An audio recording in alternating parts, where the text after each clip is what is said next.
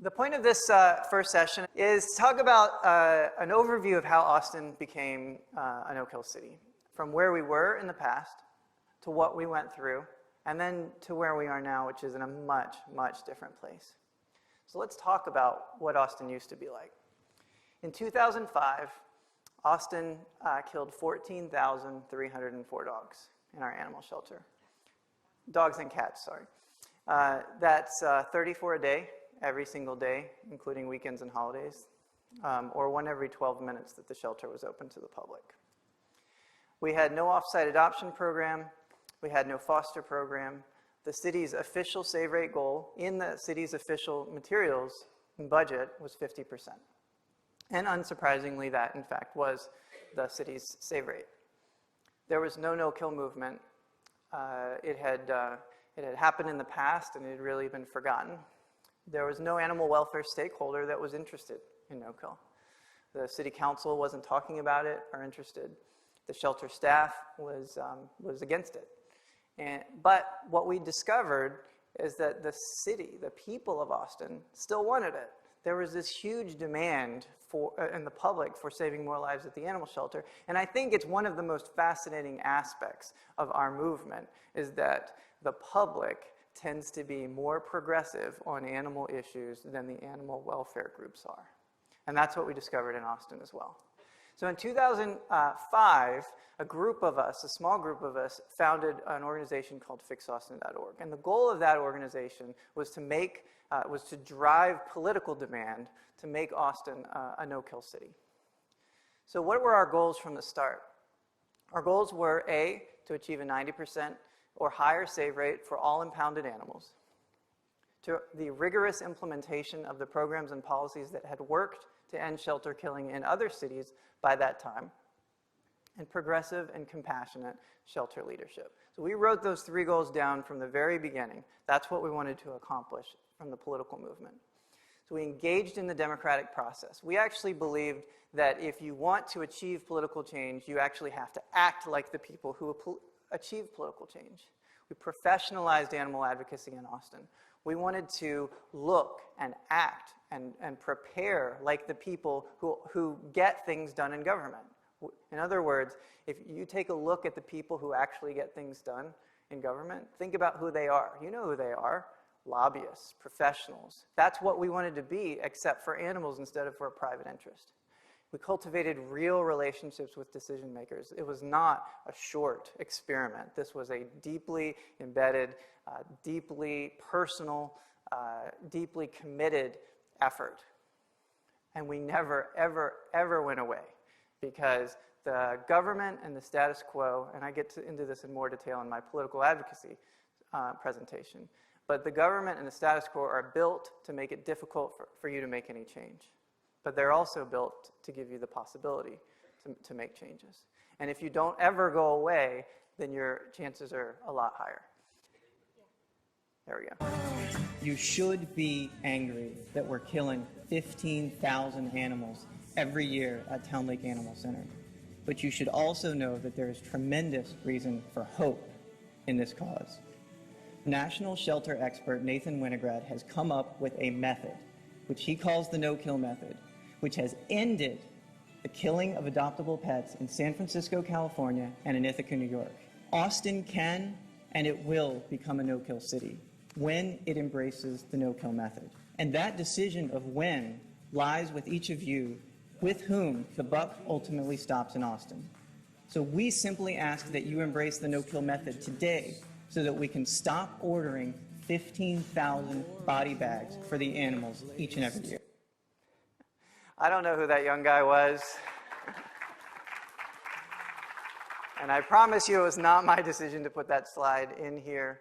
But that was the first speech that I gave to the Austin City Council on making Austin a no-kill city. And the thing that I'm most proud of is that I told them that it was going to happen. I think a much younger version of me had very little doubt. And I'm glad that person existed because he doesn't really exist as much today. But I had zero doubt it was going to happen. I told them, this is inevitable. It will happen. And the only question is whether, not when. And the only question is who does it. And amazingly, that very council is the one who pushed us to no-kill shortly thereafter.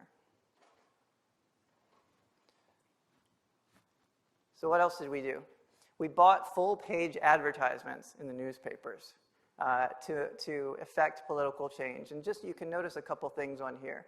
Well, first we had some kind of clever lead. In the 1980s, Al Gore invented a device that can dramatically reduce the killing of homeless pets, the internet. I'll be here all week. Tip your bartenders. We also have, a logo. We tried to professionalize, and we had an ask. On everything that we did, we had an ask. And this is important for all of your communications. Don't waste a communication without an ask. And so we gave them the information to contact City Hall. We bought full-page advertisements in the newspapers rating candidates on how well they performed on animal welfare, if they had a record, or whether they were committed to the no-kill movement. Again, you see the same logo. We had a 5-paw system that they were rated on. Something cute, a logo again at the bottom. So we wanted to professionalize it. We wanted to make it look like the other organizations that were affecting change in their communities. So what did we accomplish in our short few years that was what the driver of the no-kill movement in Austin? We informed and engaged the citizens of Austin about shelter issues. We actually went to events and handed out flyers. We built an email system that had thousands of subscribers. We basically wanted to get our message out to the people of Austin, our message of hope that this could be something that we can do in Austin. We just have to make it happen. We also created a huge base of volunteers. We didn't know it at the time, but we created a huge base of volunteers and activists who would then turn around, and when the moment came, when we had the right leadership, pounce on the next stage of the no-kill movement.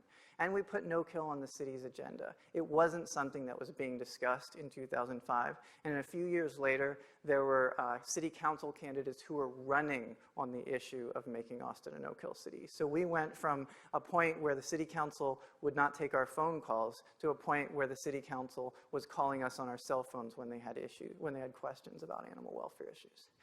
And like I said, we helped inform and cultivate the interest of the politicians and the city leaders, so that we drove this demand not only within the community, but at the city council. But, do I click here first? Okay.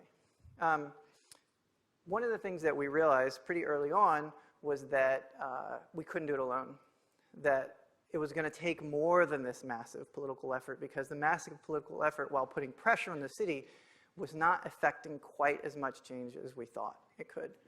So this slide represents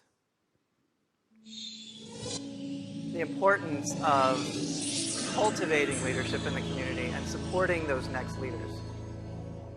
This is a very important message.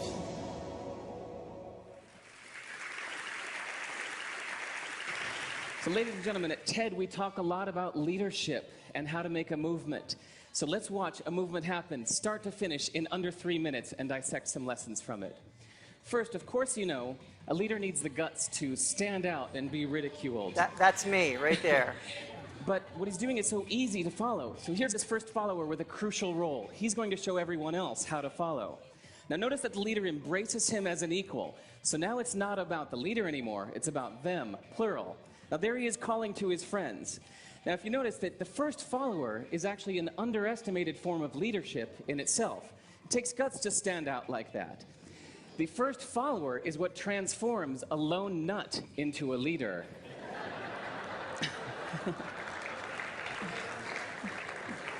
And here comes a second follower. Now it's not a lone nut, it's not two nuts, 3 is a crowd, and a crowd is news. So a movement must be public.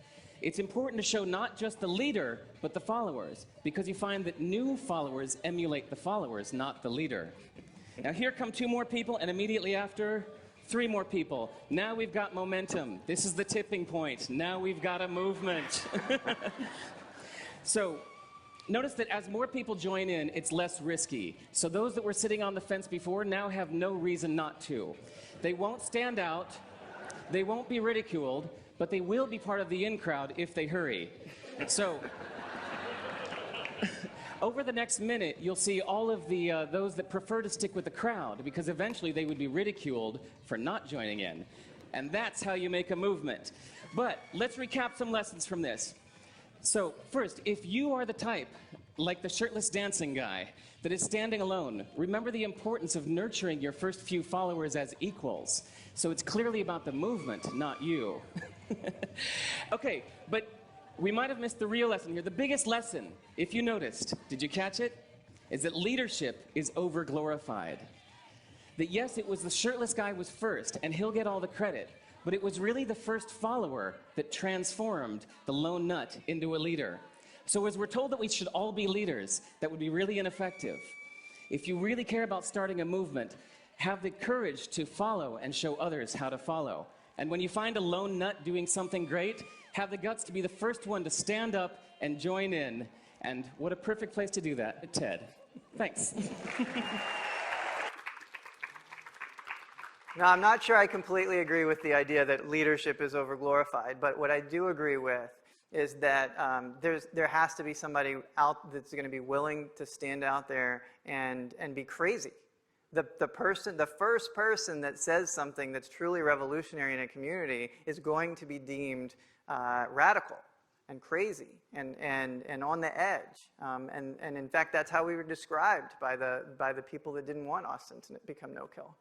But when Dr. Ellen Jefferson and Austin Pets Alive came along, it changed everything, because we were no longer a radical, on the edge, distanced organization. We became the movement. And so the next series of this is what happened after the political movement happened, and what happened afterwards was the work that Dr. Jefferson did.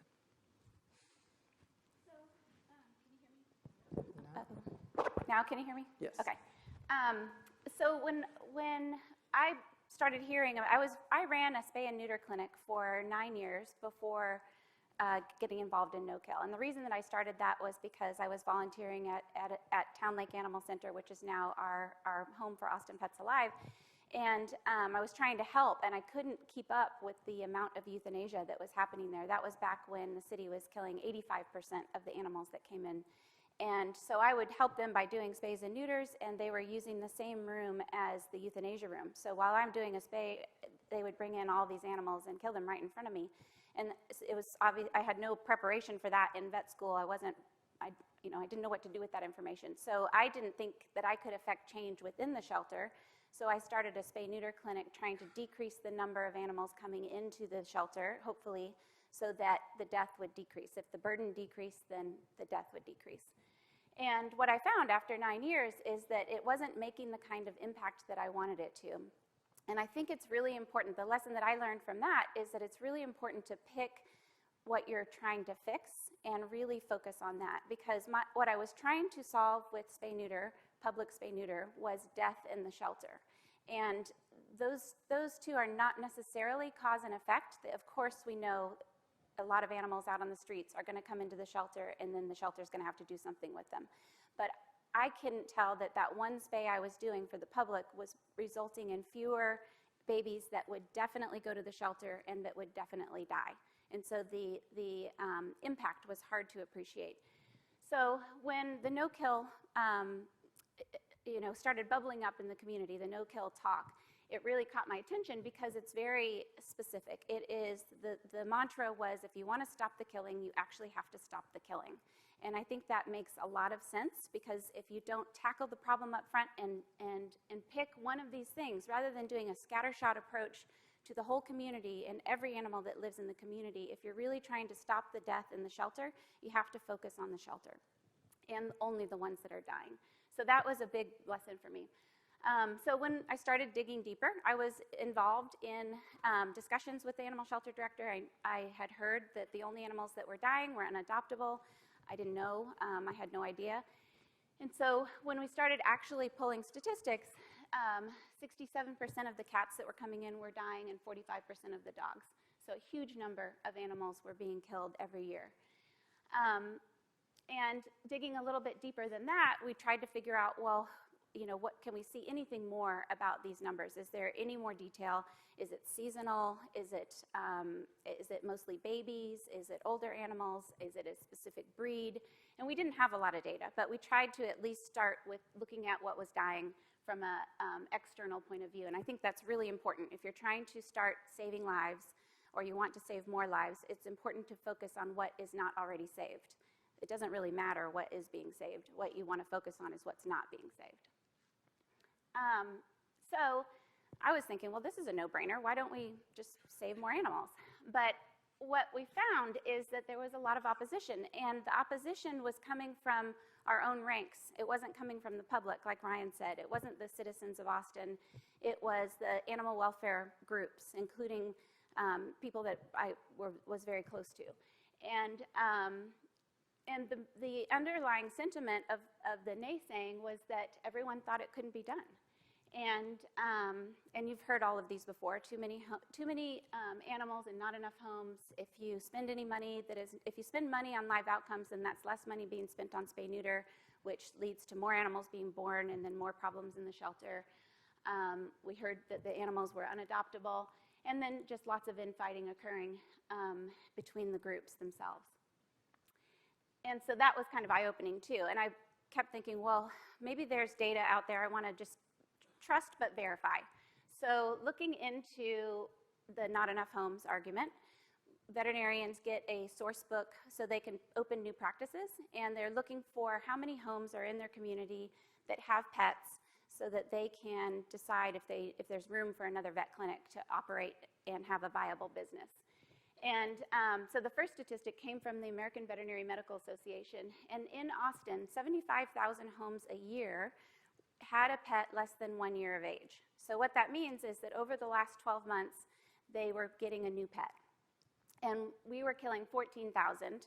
75,000 homes are taking in a new pet every year. And we knew at that time only 25 to 30% were coming from rescue groups and shelters. So there's a huge opportunity to get our shelter animals into those homes. We don't even have to convince anybody new to take a pet. We just have to do better marketing to get our animals into those homes rather than buying from breeders or choosing animals from other communities. And so that was a big eye-opener for me too.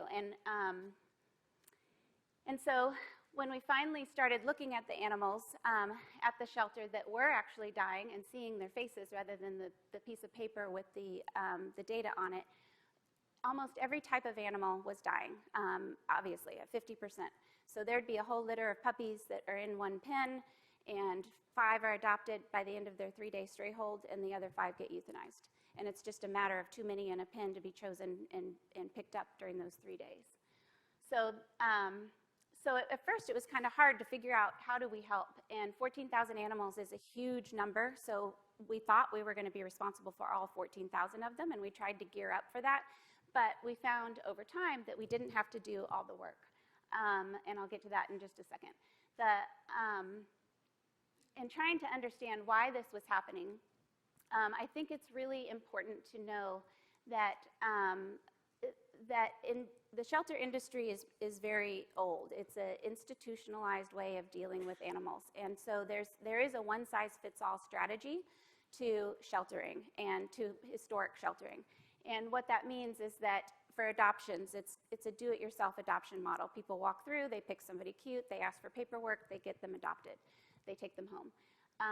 That doesn't work for every animal. What if the animal's back in the medical clinic? What if the animal isn't that cute? What if they're acting bad in the cage? So that's what leads to the death, is that it doesn't work. You cannot apply a one-size-fits-all strategy to individuals that make up that 14,000 animals. So we wanted to really hone in on solving why animals were dying and only saving the one, making an impact, basically. The most important thing to us going in, and to me personally after doing all that spay-neuter, was that I really wanted to see a difference. I wanted to see that our actions were actually making an impact. And so at first we were getting these lists of animals, and we would pull some, and then we were told, well, no, those wouldn't die because they would just go to another rescue group if you didn't take them. So we're like, okay, well, we don't want to look at them until everybody has said no. And eventually we were able to get the euthanasia list. Every shelter, every municipal shelter, every shelter that has to kill right now makes a list. They have to make a list because they need to make room for the incoming animals the next day. And so at 5 o'clock at our shelter, we closed at 7. At 5 o'clock, this list was generated. and it would have between 50 and 100 animals on it. And they had until 7 o'clock to leave alive, and the shelter opened at 11 o'clock the next morning. They would all be dead before the shelter opened to the public. And so what we started doing, this is one of our first volunteers that started going to the shelter every day. She would take that list and look at every single animal. And what we found is that most of them just needed a little more time and some marketing. And so we built up a massive foster program to deal with those. But at first we had no building, we had no funds, we had no staff. It was all volunteer. And so it was a lot of using the internet to try to get them out. And then over time, we found that there were groups of animals that were dying that we didn't know that they were dying before. When we were looking at the euthanasia list, a lot of these animals didn't even make it to a euthanasia list because they were instantly killed. And we found that there were big groups, and I'll talk about those in just one second. Oh, here it is. So the groups are under the key programs, and the big ones, there were 1,200 to 2,000 kittens a year that were killed instantly, pretty much a 0% save rate, because they were unweaned, and they didn't have anywhere to go. And to the shelter's credit, they didn't want to put them in a cage and have them starve to death and be forgotten, so they would just instantly go back to the back. The puppies that would come in that were sick, it didn't have to be parvo, but parvo was always the culprit that was blamed. But anything that looked like parvo was on that list also, and we would have an hour to pick them up and get them into our program. And going back a second and we'll talk about all these in detail, so I'm not going to spend a lot of time on this in this presentation, but if you're interested in any of these programs, they're the first of their kind in the country because we never addressed it as an institution of animal sheltering. We never addressed these animals because they were just always killed. But now there's a way to save them. So we have the kitten neonatal nursery, puppy ICU ward, which is mostly for parvo, cats with ringworm, animals coming in that are sick and injured. There just wasn't anywhere for them to go. If you have to choose one out of every two to kill, you might as well not save the one that's sick or injured. And so there was nothing to address their needs. And then large dogs in general, and then large dogs with behavior were the last group, the hardest group, and we've built a big program around focusing on that.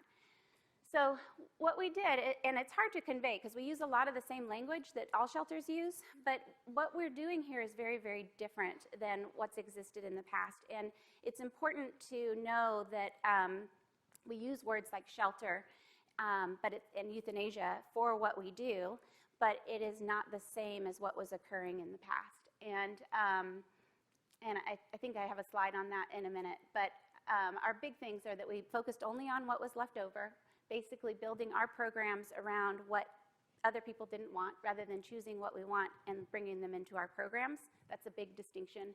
Building the missing safety net around them and bringing the community in. This is another thing that we do really badly as animal welfare people, is letting people be part of the solution. And we can't do it if we don't meet people in the middle, meet people where they are. So in order to get the masses to be part of the solution, you have to actually embrace the masses. And that means they're going to have different viewpoints. They're not going to be as militant as we all are about animals, but you meet them where they are.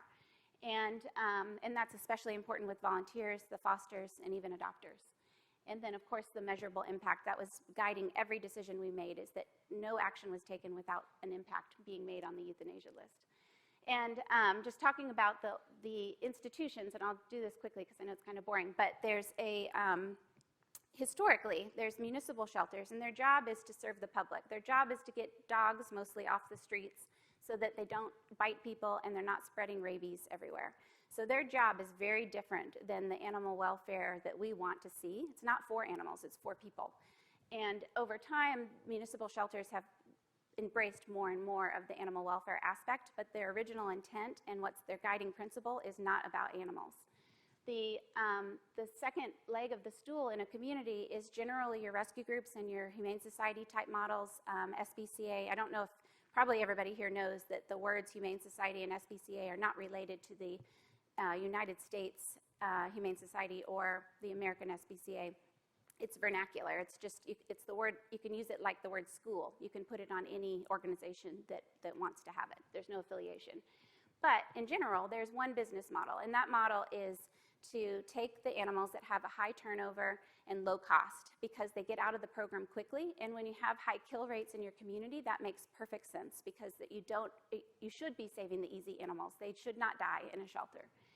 And then the leg that's been missing in Austin until now is the safety net, and that is this model of saving whatever's left. And so the programs that are built in that last leg are dependent on what is happening, what the problems are, and they could change over time. And just a couple things I just want to clarify. No-kill sheltering is different than a no-kill city. I think everybody probably knows that here, but no-kill sheltering means the animals that are coming into we're a no-kill shelter. Every animal that comes into our program is safe, and euthanasia would happen if they're extremely ill or very, very aggressive and not safe in the community. But a no-kill city is different because it's the whole city. Every animal in our community, if it ends up in a shelter, is safe. And that's what Austin Pets Alive's goal was right from the beginning. It wasn't to create a no-kill shelter. We don't even call ourselves that, even though that's what we are. It was to make Austin a no-kill city. And there's a huge distinction because it's a lot of animals. And it affects the municipal shelter. And we do use the word kill because looking back at what the definition of euthanasia is, it's to relieve suffering from terminal illness that is not fixable, and that there's a lot of suffering until they die. It's to prevent that terrible suffering until they die. What's happened in animal shelters is we've bastardized that word, and now it means death in shelters, and that's not the true definition. So we use the word kill because that's truly what's happening in shelters, and there needs to be a distinction. We need to call it out, because if you don't name it, you can't fix it. And we're not trying to not have death in shelters. We're just trying to have no kill in shelters, if that makes sense. So now, fast forward to 2016. All the cats are safe, all the kittens are safe, all the puppies are safe, all the adult small dogs are safe, and all big dogs are safe. And that is no matter what's wrong with them. We have a safe community for animals in Austin now.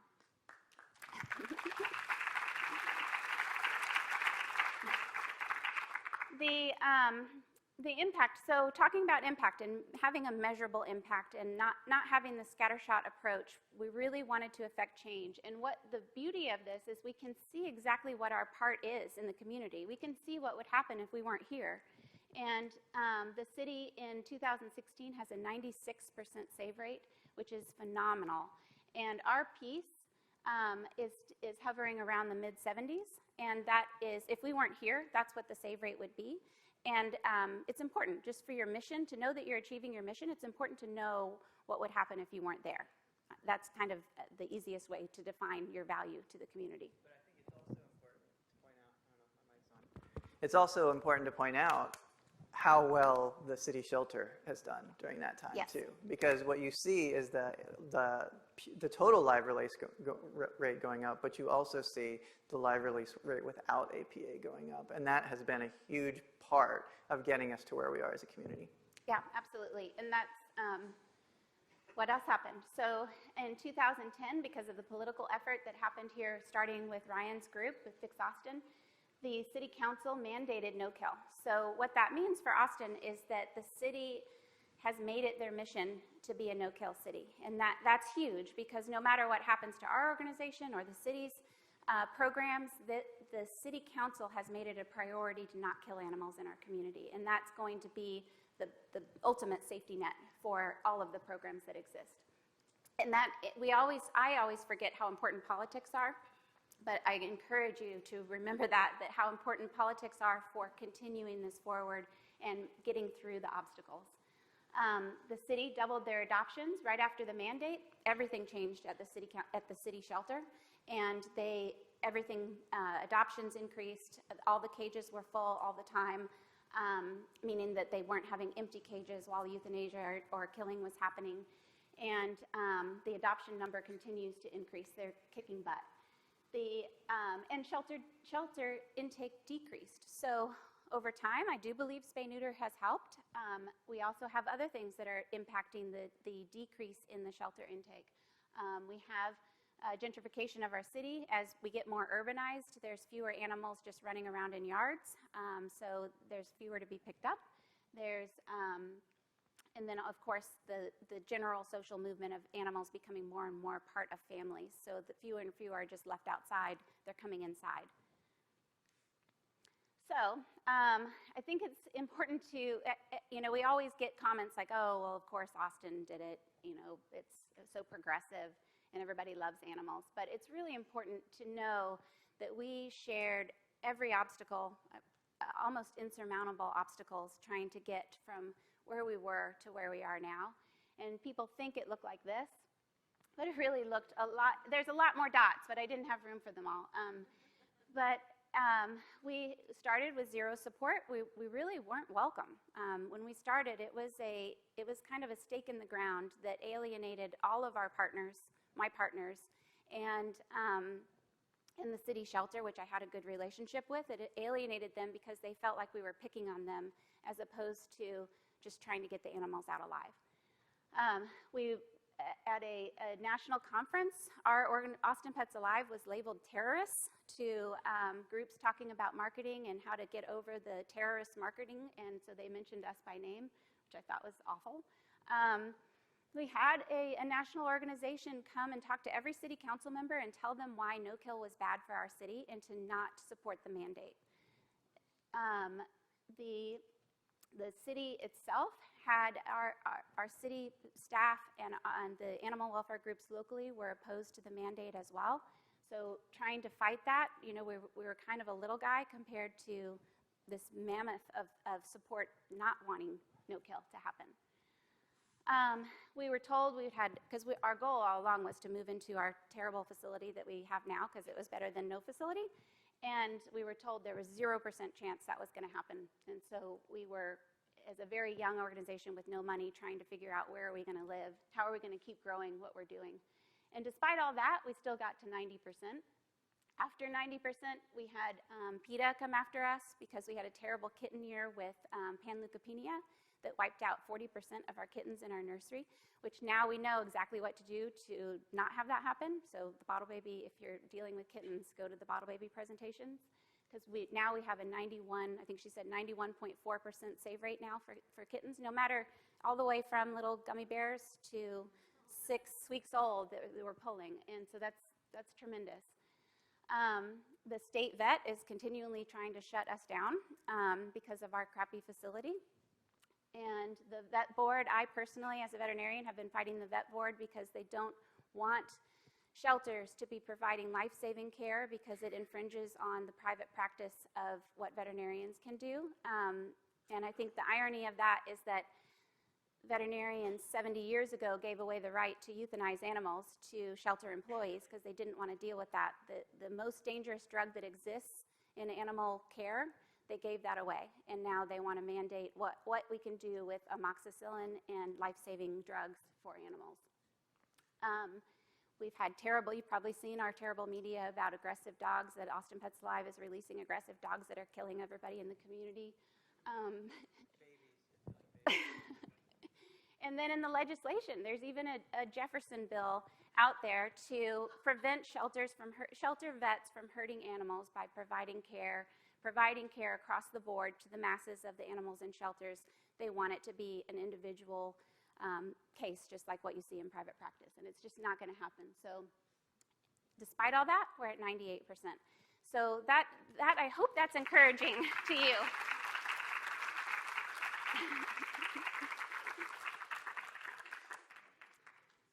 So back to this, I know we're running out of time, but back to how this happened. How did we even get here? Why? I was dumbfounded when I got involved in no-kill, why it was even a discussion. Why would you not save them? And when you start peeling it away, you start to see the institution that's been built around killing and how we need to break that apart. We need to either create a new institution or completely break down the old institution. And at the city level, we've already talked about this, shelters were never built to save. They weren't built to shelter animals until they find safety. They were meant to get animals off the street and get rid of them. At the state level, the shelter standards for Texas are very, very, very, very low because all they care about is the 3-day stray hold. And and not putting like a chicken in the same cage as a dog. That's pretty much what the standards are, making sure they have clean water. And so there's no emphasis on life-saving. It's all on just making sure that you're not a total train wreck during the 3 days. The improvements that have happened at the state level are on how to kill more humanely and more cheaply. The gas chamber, getting rid of the gas chamber just happened 2 years ago. That's terrible.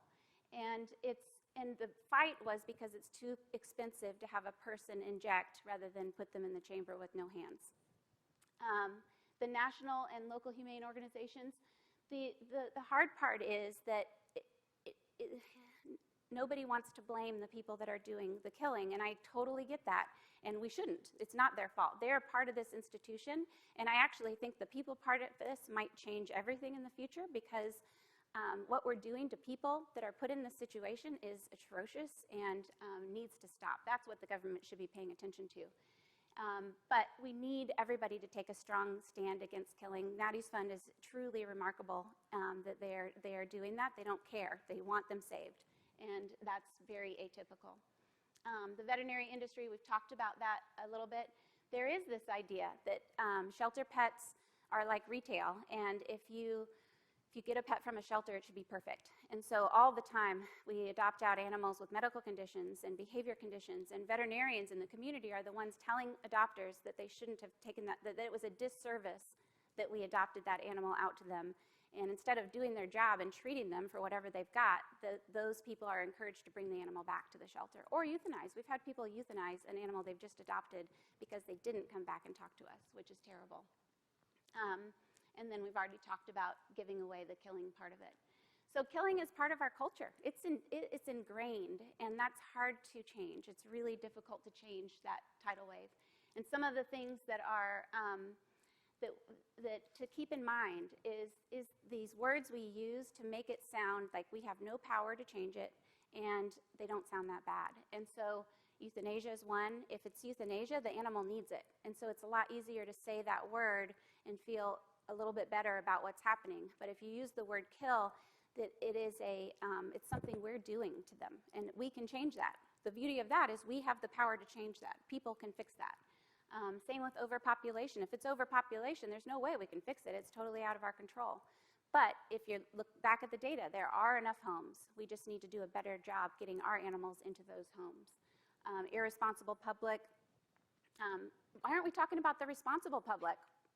90% of the people out there are great pet owners. Why are we talking about the people that are causing a problem when it's such a small minority? And then humane thing to do. We hear that all the time in shelters about death, and honestly, I don't agree with it. I don't know why we say that over and over to ourselves, but it's not true. Death is the most important thing to an animal, is to keep on living, and death is taking that away. The most basic need for an animal is to keep living. So I know I'm somewhat militant about this, but there's other industries that have had these same problems, these same institutional problems, and they've overcome them. So I know that we are going to do this. We are going to turn this around. All of these that deal with people, but I guarantee that if it was legal to kill people, a lot of these people probably wouldn't be living in institutions for a long time. And that's a terrible thing to say, but I think it's true. And that's how we treat animals, because it's legal to kill animals. And if we can get to a point where that's no longer the norm, that's no longer the expected, then the institutions that care for our homeless animals will be improved. So it's our job not to give up, and people do have the power to solve this. So bottom line, obstacles are the way. You have to go through the obstacles to get to the finish line. There's no such thing as an easy path. There's no such thing as that straight line. If you have a straight line, then something's wrong. Either that was, I don't know how you could possibly get from 50% to 90% and have a straight line. There's no way. In fact, in order to get to any place that's meaningful, you have to go through the obstacles. These are things we still hear. We have a remarkable community. We have the most life-saving happening here, and we still hear all the negativity, all the naysaying, and you just have to ignore it. You just have to keep going. But it's going to get easier. We're now at, last year was 5 years, this year is 5 years of of Austin being a no-kill city, being the largest no-kill city in the country. And every year that we celebrate, we have to keep celebrating the positive, the wins. And every year that we celebrate, we are ingraining that into our society. Some of the other things we're trying to do to help ingrain no-kill into sheltering is the research and development. We're trying to document what's happening here with our bottle baby program, our feline leukemia ward, our parvo program, ringworm. All of these do low-cost, life-saving care, but none of it's out there in the literature. And so with the support of Maddie's Fund, we're very lucky to be able to research this and get it documented so that you have a source you can cite when you're trying to convince your veterinarian to help you with parvo or feline leukemia or whatever. And that will help institutionalize what we're doing. The publicizing that and educating, we're working on internships and apprenticeships where people can come and spend a week with us and get certified in bottle baby care so that you can leave with all the tools, a little bit more than what you can get at a conference. In mainstream awareness, I think that no-kill is becoming mainstream. People are aware of it. It's just now getting to that next step of actually implementing. And once we get all those things done, and we are building a training academy where people can come and learn everything that we do, including fundraising over time, because we're building that with the support of Maddie's Fund. I keep pointing at you guys. You guys are amazing. And anyway, so I'm mentioning that now because I don't think we talk about it much anymore in the conference, but there is a booth outside if you want more information about it. And in the same, that was kind of an overview, but I know that the politics part of it, Ryan wanted to talk about, and I think that it's important to hit on that before we close. So I'll go through this pretty quick, but eventually, after Austin Pets Alive started showing how success was in fact possible, they started basically destroying all the myths. You know, we would go to city council years ago and say we need an off-site adoption program, and all the animal welfare stakeholders at the time would say no, they don't. We don't need one. In fact, one of the other national animal welfare groups wrote a letter to the editor in the paper that said we don't need more adoptions because the rest of the animals, the 50% being killed, were unadoptable. They were unwanted. No one would want them, so there's no point in having more adoption sites. So but APA started destroying those myths because we would take the same animals that were on the euthanasia list and we would adopt them out for 5 times the cost down the street from the shelter. So there was some breakdown between what the city management and the stakeholders were saying, the status quo was saying, and what was actually the truth. And so we eventually got the city council to mandate changes at the shelter. They mandated a 90% save rate, off-site adoptions, foster program, behavioral rehabilitation, intake counseling, spay, neuter, and release for community cats, low-cost and free spay-neuter programs, a youth list to rescue partners provided in advance. Fascinatingly, once the city mandated that they had to have a youth list provided for rescue groups, the shelter asked all of the rescue groups and organizations who wants this list, and APA was the only one that wanted the list. Public awareness and new website, and also increase return to owners, and that's exactly what happened. And then the last thing was that the city council mandated that we would no longer kill animals that were savable, that could be saved, if we had empty cages. We discovered at the time we actually paid people to go into the shelter and count how many empty cages there were every single day. And it turned out there were 50 to 100 empty cages while the shelter was quote-unquote killing for space. And the first day that the city council passed this, we went to a party that night to celebrate the city council passing it. And Palmer Nyhouse, who was on that earlier slide, went and did her 5 p.m. run. She went over there to walk the cages to decide who we were going to save. And there was no list. There was no euthanasia list. It was the first time in the history of Austin that there was no euthanasia list. There were no animals that she had to go through. So she came to the party and told us nothing's being killed in the morning. It was pretty amazing. And you can see here, this is the save rate over time. We were at roughly 60% after Austin Pets Alive started We had kitten season, which affected the live release rate, and then we started building back up. February 2010 and March 2010 was when the city council mandated it. We had another kitten season, but yet after that we built and built and built and built and built.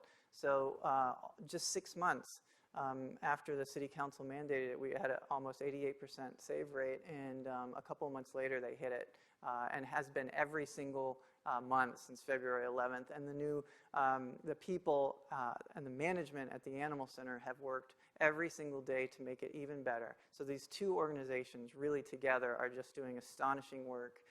Everybody, the volunteers at both organizations, the management at both organizations, the employees at both organizations are deeply committed to it, and that's why you see us doing so well. So here's the tale of two cities, right? We didn't have a foster program, now we do. We didn't have off-site adoptions, now we do. Our goal was 50%, now it's 90%. The save release rate was 50%, now it's 96%. And it's been 98% or more for the last few months.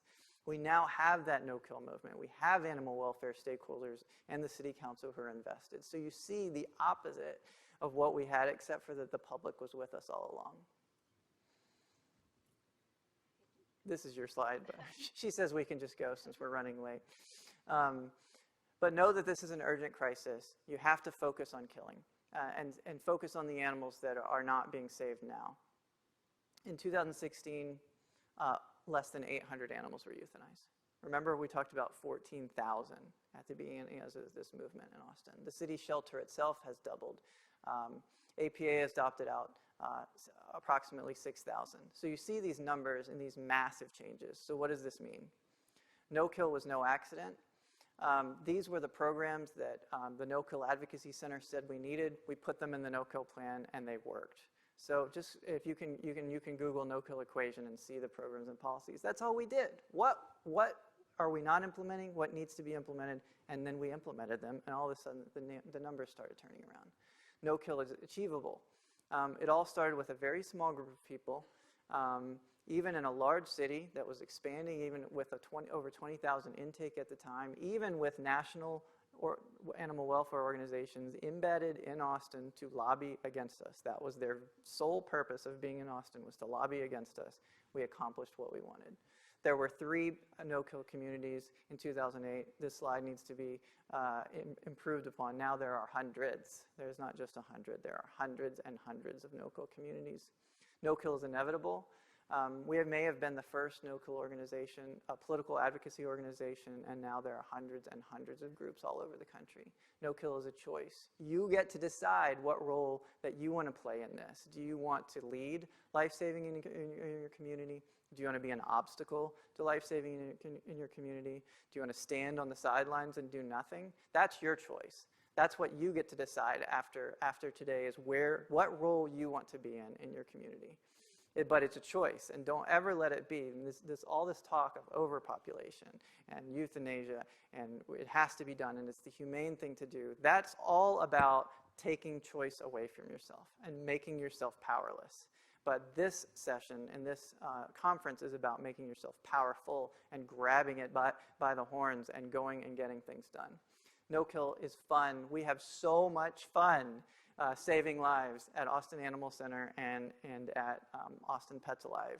It is a blast to turn everything on its head. It's not a sad place. Most shelters are horribly sad, depressing places. Not these two. If you go in there, people are excited about it. Staff is excited to talk to you on a good day. Excited to talk to you. And they have a blast. And most importantly, no kill is love. It's the right thing to do. We have got to get past the time, and it's really, honestly, it's a short time in the world history. If you think about it, it's only been about 100 years since we decided that the right thing to do was to kill all of the animals that we rounded up. Well, we can flip that on its head. We can change it so that the right thing to do is no longer to kill all the animals.